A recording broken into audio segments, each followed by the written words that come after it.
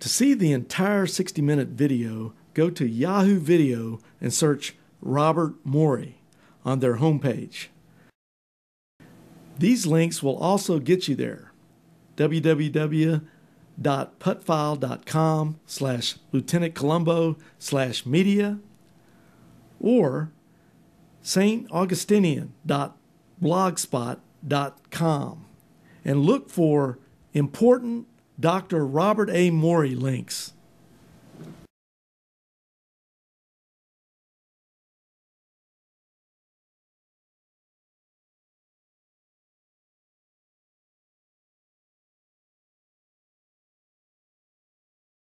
Okay, we should now be officially recording, and this is Larry Wessels talking to Hank Kitchen in California, and I'm going to interview him for this tape that will be mailed out to various and sundry places.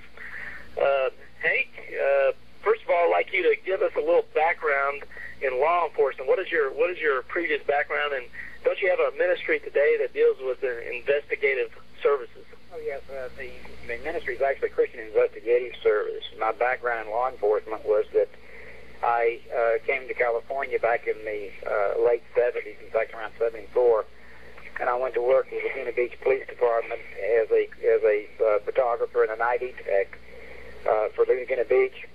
And then I went to Bonfield School of Scientific Law Enforcement up in Tahoe, paid my way through that on collecting of evidence, fingerprinting and that, and classification of prints. And I then went to work with the Irvine Police Department. I was a sworn officer as well as working as a position of property officer and a crime scene investigator. So I've worn a lot of different hats in law enforcement. All right. So you've got a lot of experience in this field, especially in investigating and with crime situations. I had to run background checks. I used to have to, especially for city licenses, where people would be involved in real estate, beautician licenses, taxi, driving cabs, that type of thing. Right. I had to do a background check to find out if they were, if they had any felonies or if they had misdemeanors or whatever, and the type of crimes that they may have had in their past. All right. Morey was running around the EMR conference saying it was a secret bank account. That letter was signed by Bob Morey, Ann Morey, and all the board members, telling you and Gary that you were to continue doing the same thing you'd been doing regarding monies for the REF. And it was pertaining to this particular bank account. And what I found amazing was when I contacted Franklin Bank account, the Franklin Bank, and I talked to the people there, they were told, in other words, they were going at that time with that letter by what Morey had supplied them with and the data he had supplied. They didn't even realize that you had already had a Franklin Bank account across town, that you just transferred it over to another branch. So this was just another thing. This is what I ran into with Mr. Soldicus. Okay, now let's, for the sake of the listeners here, what we have in 1995 at the M&R conference in September is that right after Morey does that thing, he then does a national mail-out with two apparently witnesses. First he says REF is vindicated from all wrongdoing, and basically that the Westwell brothers are crooks. And then he has these two witnesses in here in his national mail-out, one by Humphrey Perez, who claims to be the arbitrator, and that he rules in Morey's favor against the Westwell brothers, who, like Judas, stole money. Yeah, well, of course, you and I know that he was not the arbitrator. Well, I want to get you talking specifically on that in just a second. And then the other letter, the other witness, according to Morey, was this Joseph P. Slavitskas, who is made to look like some kind of CPA accountant in the REF national mail-out. He is an accountant, but he was not a CPA. Right. And the thing that got me, Larry, on this was this. When I faxed Mr. Slavitskas' data that I had forgotten from you, he told me on the phone that he was sorry, and he was extremely sorry that the letter had been submitted to Bob Morey. And had he had the data that I had provided him, he would never have written that letter. And this is what this is what really amazes me, is that,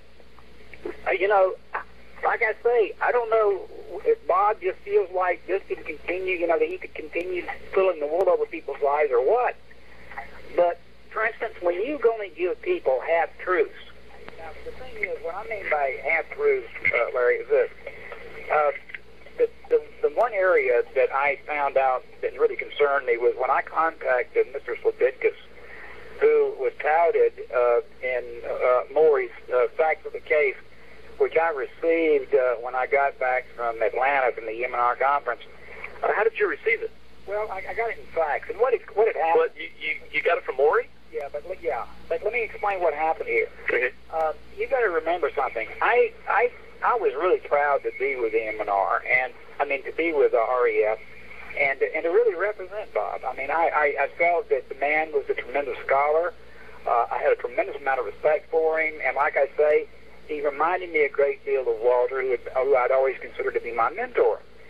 And so when I was in Atlanta, I was rooming with Phil Arnn, who was, of course, with Watchman's Fellowship, and James Walker was there.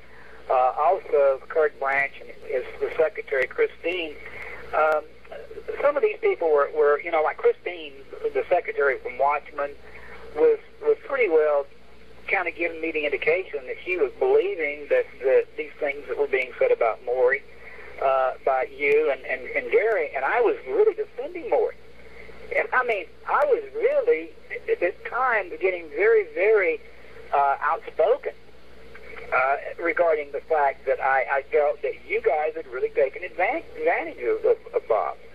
And, of course, this was before I really talked to Mike and Debbie Stevens to get the statement that they made regarding this, well, we may owe him morally, but we don't owe him legally statement. Mm-hmm. So when I got back and I talked to Bob, and he sent me the facts of the case. And, of course, you had never received my Apologists of the 21st Century newsletter. Any of this. Okay. Nothing. I had not seen one thing on your side of the ledger, so to speak. Yeah, I think I'd given up on you at that point. When I saw him advertise you in the True Seeker newsletter, I'd kind of written you off. I said, oh, well, he's a Moreyite forever now. Yeah, well, the thing that got me was, when I started getting concerned, and after hearing what Mike and Debbie had stated, and then I got that data, I then called you to request from you a copy of this Apologists of the 21st Century, at which time I took a close... Morey claims in newsletters that he has mailed out by the thousands nationwide during different years that the Wessel brothers of Texas had embezzled and stolen large sums of money from his ministry, and therefore he needs supporters to send him as much money as they can to make up for this. Morey has consistently made these claims about the Wessels brothers, who he, in more recent years, refers to as the Russell brothers of Texas. These claims have been made by national mailings, word of mouth, facts, in his church, at national conferences, and even on his national radio show over many years. Documentation and witness testimonies indicate Morey has claimed the Wessels have stolen anywhere from $30,000 to as much as $150,000. Instead of turning the Wessels over to law enforcement officials for criminal prosecution, Morey has chosen to seek those who will believe his Wessels-Russell Brothers of Texas story in order to secure sympathy and financial support. If Morey's claims about the Wessels and or Russell brothers are untrue, then Morey is telling false stories in order to obtain money from the public.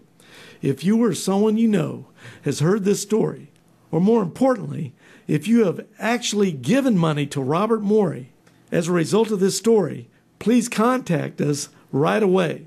Please contact Larry Wessels, Post Office Box 144441, Austin, Texas 78714, or call 512-218-8022 and leave a message. And now for a final word from Truth Seeker Robert Morey. David, welcome to Truth Seekers. Hello, Dr. Morey. How are you? I'm doing fine, having more fun than is legal.